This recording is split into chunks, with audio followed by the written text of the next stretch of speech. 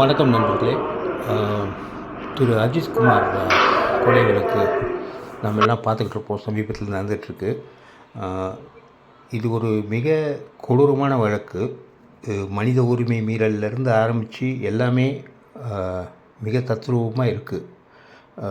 இதை பற்றி பல்வேறு செய்தி தொகுப்புகள் பார்த்தாலும் நம்ம காவல்துறையை சேர்ந்தவங்களும் போராடுறாங்க, அந்த காவல் பொதுநல மக்களும் போராடுறாங்க, எல்லாருமே போராடுறாங்க.